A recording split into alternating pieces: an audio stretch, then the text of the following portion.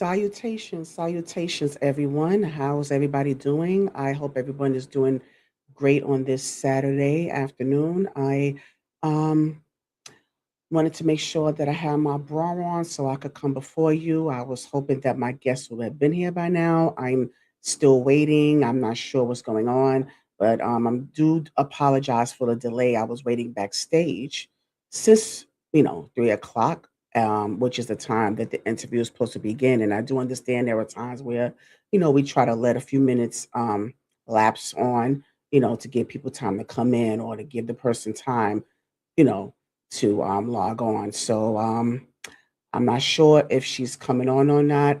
The person I'm supposed to be interviewing with is Cami Simmons, who is a media strategist, also a health and financial and wellness consultant, and she's also the founder of um, was it Global Community Unlocked, so Unblocked. Excuse me.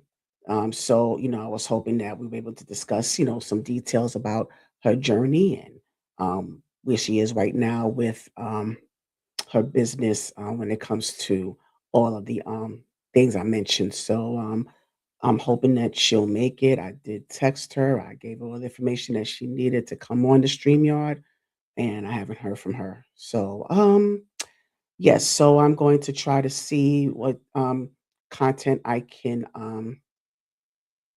do in the meantime, because I've always said that I wanted to kind of prepare myself in case something like this happens. But you don't expect things to happen. I know things happen. I'm hoping everything's okay. But if it is okay, then shame on you. I'm just saying because I always talk about this. If you agree and you commit to something, you need to follow through with it.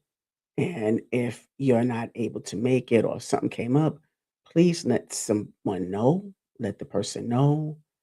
I just can't stand a flake, a person, and I'm just going to be real. Like, I'm sorry if it comes across harsh to some people. I'm sorry if I'm coming across too forward. Um, I'm sorry that it may seem like I'm being a little bit too blunt, but I have to be real about it. I feel like if you're going to agree to do something, you're going to commit to something.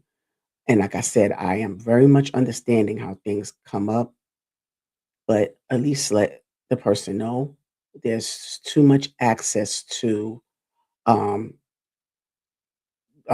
contact. There's too much access out there, whether it's by texting or whether it's through social media.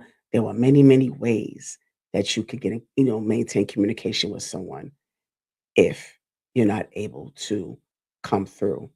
So, um, so please, just take this as advice, just take this as um, sincere as it's coming at you.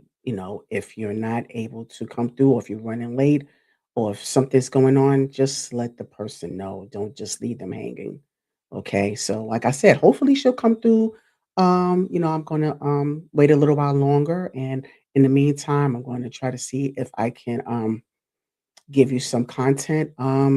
So I know there's been a lot of trending topics that's been a lot of things that's been going on in the social media space involving Diddy, the Diddy documentary, Brian McKnight and his, the family that he excommunicated from.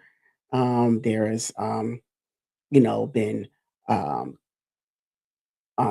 commentary on um, the TikToker who went viral for betraying her best friend and by sleeping with her husband at the time, and then the ex-wife successfully sued her for $1.75 million for alienation of affection. So and they um the person that betrayed the best friend and her now husband are just making their rounds on social media. I don't know, made their way to the Tamron Hall show somehow to, I guess, clear the air or um, rationalize their actions. So, I know there's been some stuff going on here. Thank you for those who are coming into the building. You guys don't look familiar to me, but I appreciate y'all coming on, and I just ask that you're respectful in the chat. You know, I know that sometimes y'all like to troll, but troll in a respectful way. You could be a little funny about it, that's fine, but just make sure that you're respectful. That's all I ask. All right. But yeah, so I know there's been a lot going on. And I know I've also, there's been some comments from Swanky Dineva that has resurfaced because I mean he's been on a roll lately between the whole Tamar Braxton situation, and now he has some things to say about parents who don't have enough control over their autistic children. And I want to kind of touch on that a little bit because I do understand how people, like in certain spaces where they are around parents or children with autism, and I know how it can be when, you know, um, that those children are need special treatment. They need like their iPad or certain things that would help them to remain calm because sometimes when they're overstimulated, they'll be affected in a certain way because like there are times they may not like too much noise, or they don't want to feel like if there's a conversation, or if there's direct communication with them in a certain tone, they don't want to feel like they're being attacked or yelled at. So I mean, but there's different spectrums of autism. There are different levels of autism. And if you're not, if you're from the outside looking in and you don't do your research, or you're not someone who's in close proximity to an autistic child or autistic person, you may not understand as much, and may not know how to handle it, and you may, think that it's okay to come on your platform and start to spew such venom towards the autistic children and the parents that have to deal with them, because dealing with children who are considered normal is enough as it is, because I had a my son, he was diagnosed with ADHD as a child. Okay. And so I had to deal with a lot of the impulse behaviors and hyperactivity, not an inability to listen and constantly talking, being disruptive, and all of the things that so many people used to complain about to me. And I always had to make sure that not only did I have to be the fair disciplinary, I had to be fair when it came to discipline, because even though yes, there's certain things he can't control because he has a chemical imbalance, but at the same time, it doesn't exempt him from, having certain reinforcements implemented. But it has to be within a certain, parameters, right? Um, but there are certain aspects of his behavior that is due to a chemical imbalance. So I may go more further into it as eventually, as far as what I had to deal um, with my son having ADHD. But a lot of people would complain and be like, "Oh, your son this and your son that," or I mean, I don't can't tell you how many times I've been contacted by the school. And and it's like in elementary school and junior high school, one thing I could say is that they really have been doing their due diligence to work with me, because they knew how active I was as a parent. I was very responsive when they call, even if they leave my job, or I went to the parent teacher conferences, and try to handle things accordingly, right? So that does make a difference when you maintain the lines of communication with the people that your son is working with, whether teachers, babysitters, or your church, whoever within the community, you know, because they're going to have, I mean, there's been many times I had to check a lot of people about how they, um, or what they say about my son as well, because I'm not going to, I mean, it's one thing to offer your unsolicited advice, by the way. It's one thing to offer advice, but it's a whole nother thing when you're um, coming at my son a certain way, like when you threaten them, or you feel the need to make negative comments about him. It's just certain things you don't want to say, as to me as a parent, about my child, because I'm going to check you, you know, because he's not always wrong, and I always make sure that I get all sides of things because I don't want, it to my son to think that I'm just more inclined to believe an adult when they said he's rude or being this way or that way. I want to get his side of things first. So that's so important that you know you that you understand your child more, study their patterns, praise them when they do well, and also reprimand them when they're not. Because they have to understand that there's certain things that they do that are wrong.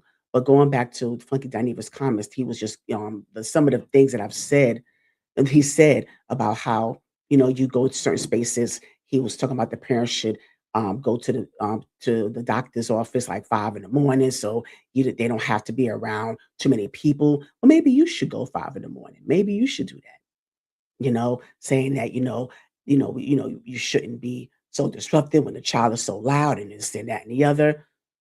And instead of complaining about the parent's inability to control that child, maybe you need to help them. Maybe you need to help that parent. You know what? Let me take him off your hands if you don't mind.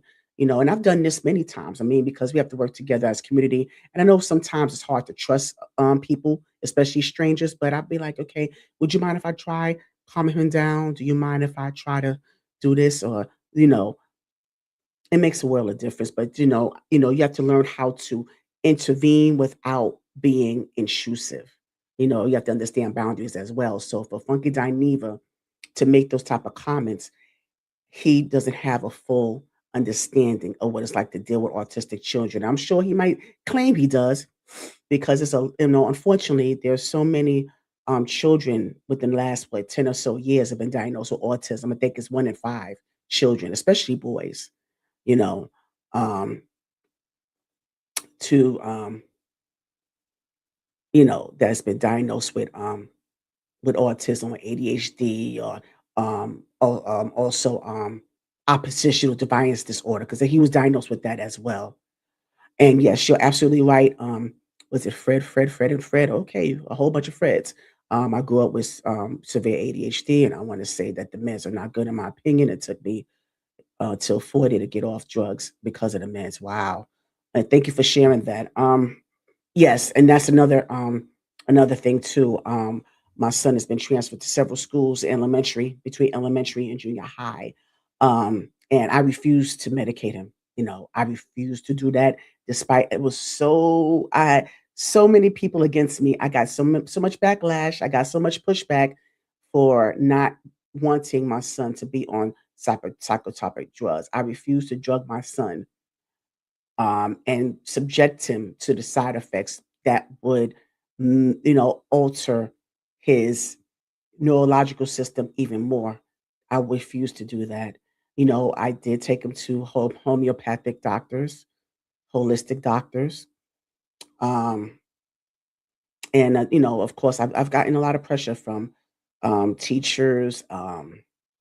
Other parents, people in my family, maybe just they start you off with a small dosage and this, that, and the other. And I'm like, look, I do appreciate your concern and your opinion. Operative word, opinion. I appreciate that. Um, but my decision, because once my mind is made up, I mean, a lot of people will understand how stubborn I am, but it has nothing to do with pride. Because I know I spoke to someone about them saying that, oh, it's about pride that I don't put them on meds. No, nothing to do at all with pride. It has everything to do with the well-being of my son, and giving him medication would not be in my son's best interest. And so, and just so you know,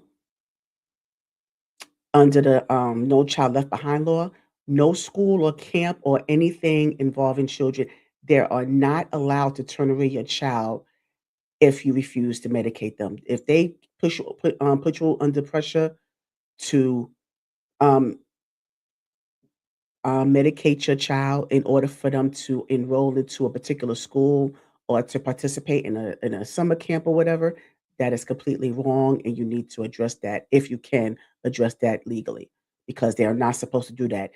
Putting your child on any medication for um, whatever disorder you have is not a prerequisite for any school. And because a lot of times, a lot of parents, because I know just my experience with fighting with not fighting the legal way, fighting, as far as advocacy goes for my son with the Board of Ed and stuff like that, just kind of, reinforcing my position in regards to that.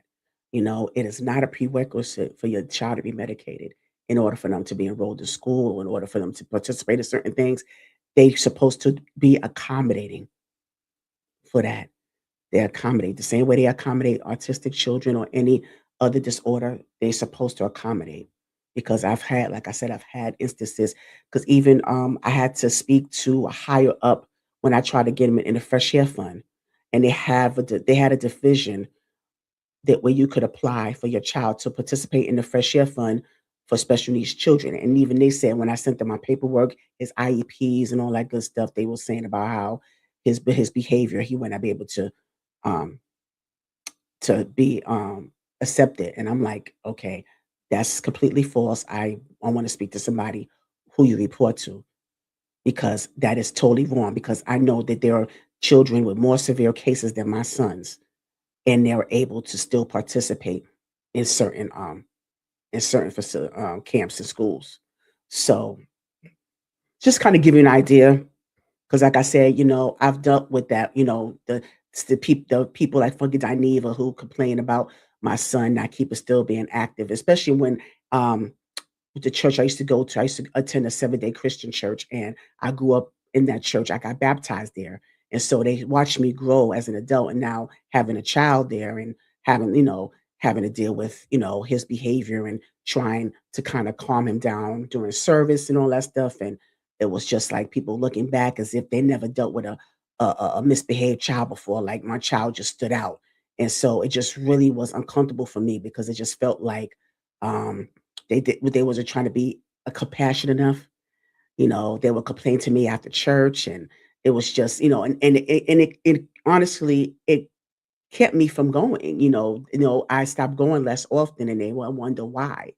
I kind of separated myself because of that, because I'm like, I understand that it can be an issue when you're trying to focus, or you're trying to um focus on service, or there are times when you in public spaces and you don't want to be disturbed or as a disruption. But when you have children with special needs and you're in the same space with them, you have to understand what parents got to go through. You have to understand that it's not all it's not all the child's fault. It's not all their fault, you know. But I just thank God that I was able to get him into a school in upstate New York that was um it was a great school. Even my son, as he gotten older, he expressed his gratitude towards, the staff at the school that he went to. It was a residential treatment program that he went to. He stayed on campus there for a couple of years. It's called Green Chimneys. Shout out to Green Chimneys. Um, and it was word of mouth that I even heard about it, because I was looking up different spaces, different places that he can go to, that he wasn't pressured to take medication. He didn't have to. It was on a farm, and one of the part of the curriculum was that he was able to participate participate in animal interaction, which is the greatest form of therapy for children with special needs. They was on a farm with animals, and he was able to learn how to play chess. He played an instrument, and it was challenging at first. When he first got there, like the first year or so, it was challenging. Because my son, I'm gonna just give you full disclosure. As a child, he cursed a lot. You know, he said a lot of derogatory things to some of these teachers and adults. Um, you don't know how many times I've gotten people telling me, "Yo, your son was cursing," and he was a bit, he was also a pathological liar. I mean, you wouldn't believe at the age of 9 and 10 years old at the time, the stuff that would come out my son's mouth, the lies that he would tell so naturally, it was scary to me. And that was something that I had to really drill in him. Like, you can't continue to give these falsehoods, and you tell him so well. He was a great storyteller, but if you lie, and then I can't advocate for you if you're telling the truth and no one believes you, honey. But it was a lot of things. I'm telling you, I'm just scratching the surface right now, just kind of give you some references of, what was said, about Funky Dineva and just kind of sharing my experiences with you. Um, so yeah, so he would do all these things, but the thing is that the teachers, you know, or different counselors that were um interacting principals that were interact with him, they would ask me, well, how did you deal with his behavior at home? You know what I would tell them? He did not act this way around me at home. The same behavior, all the cursing, all of the physical, the hitting, all the stuff that he used to do in school, he did not do that with me. That's the thing. And you would think that he would know, that I'm gonna find out these things because he was so afraid of me finding out.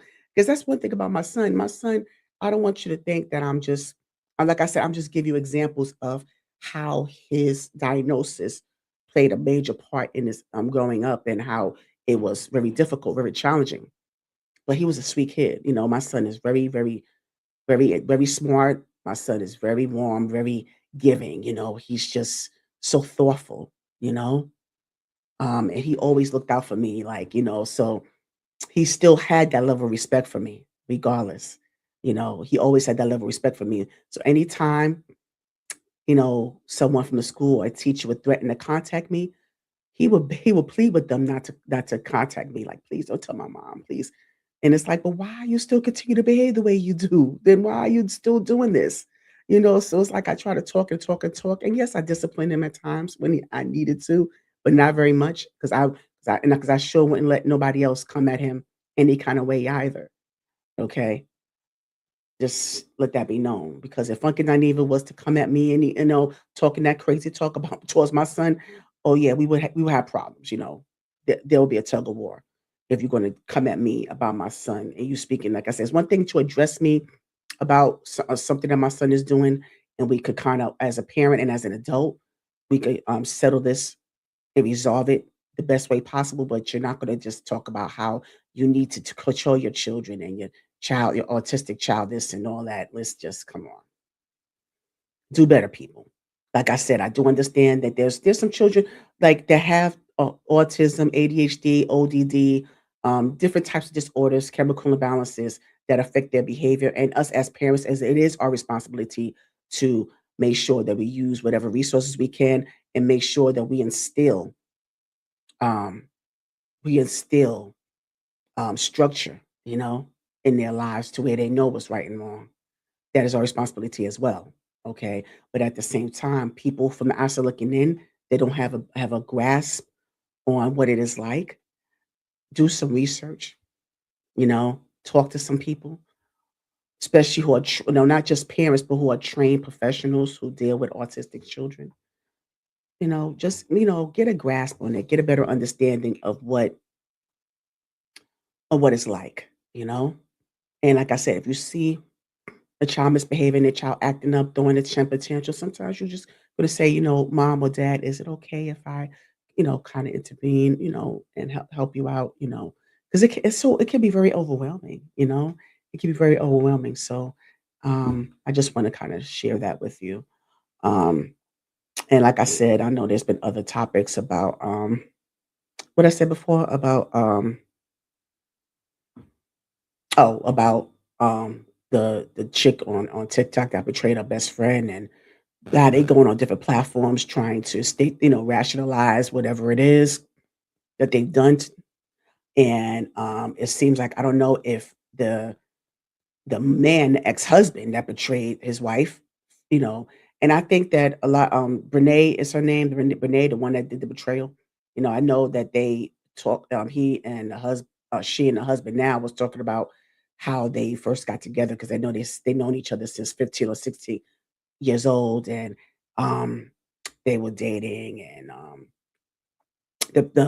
his father didn't like her at first, and it was, they was talking about their history of them getting together. So I don't know whether she wants to use the whole idea of of her having him first as her justification for, um, for getting with him while he was married to somebody else. But the fact that remains is that, this guy Tim was married to her ex-best friend. So I'm wondering what, consequences or repercussions he's gonna get, because they seem to be sitting real proudly together. So,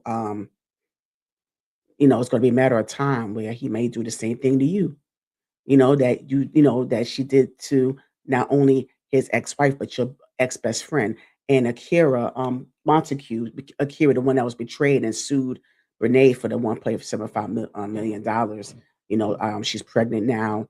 I'm not sure how much time had lapsed between her divorcing from Tim and getting pregnant with the next person, the current person she's with. But the only thing I can say is that I'm hoping you know, that this is this is real, between her and this guy because um it seemed like things were moving kind of quickly between her divorce from Tim and her getting pregnant by someone else now. And I'm hoping that the person that she's with now is not getting high on the hog, because of, all of this going viral and her, winning this lawsuit. I'm hoping that, he's in it for the right reasons. So that would be my main concern for Akira. But, you know, I'm glad she was able to move on from this.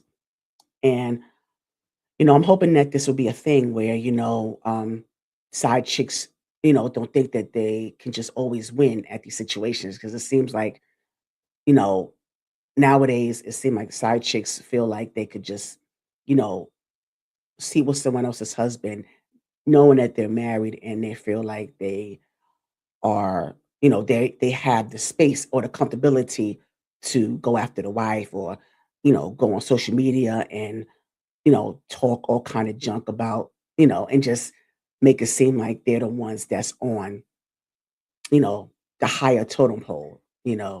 So I just hope that, you know, even though people might say, well, why go after her? The husband was the one that did the betrayal. They were both willing participants. And if that husband doesn't put everything in check, yes, they need to be held accountable as well, of course. But that side chick was a willing participant, and they knew the risk involved, and so maybe I hope this is a lesson to all side chicks out there, you know, close your legs to marry men. Shout out to Nene Leaks. Close your legs to marry men, people.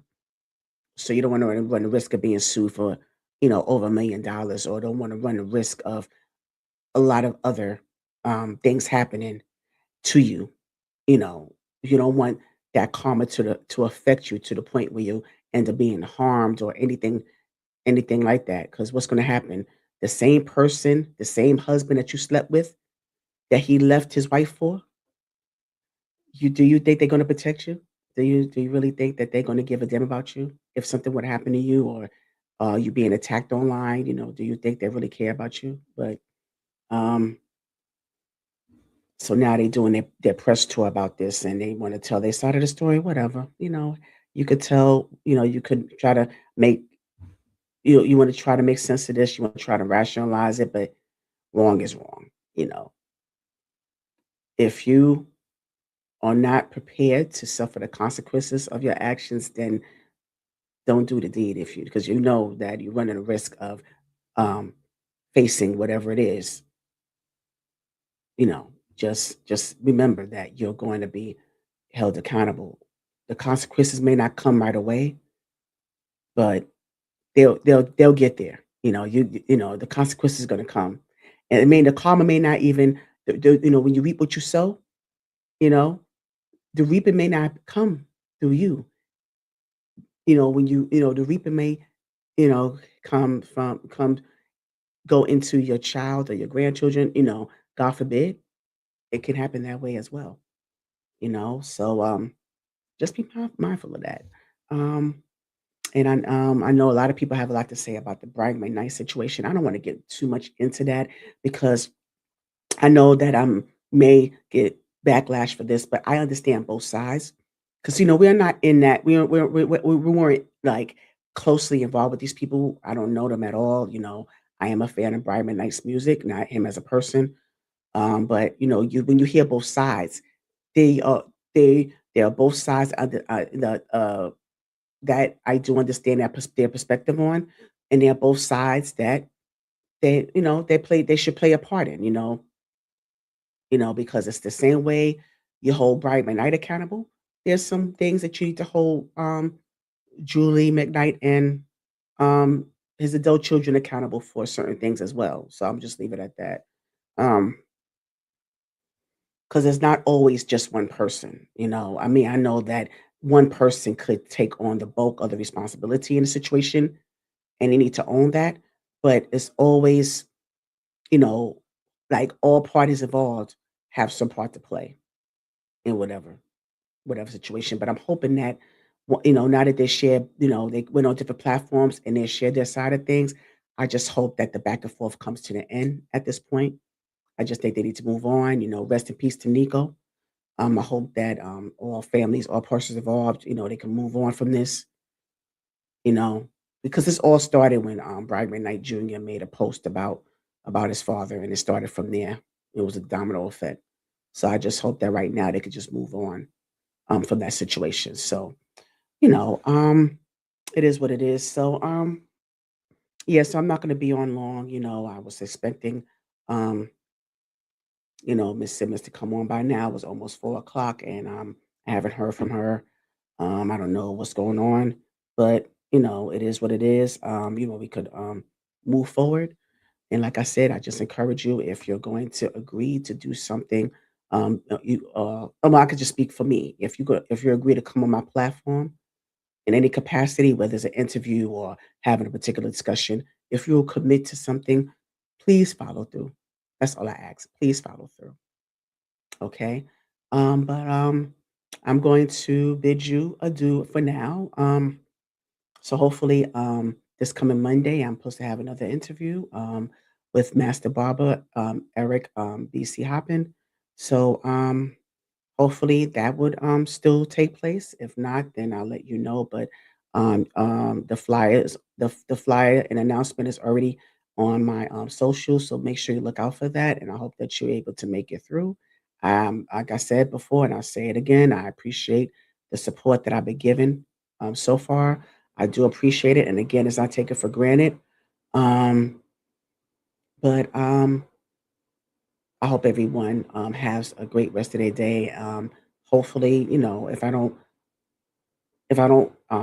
come before you between now and Monday, please be sure that you tune in for my next interview that's coming up. And in the meantime, have a good one.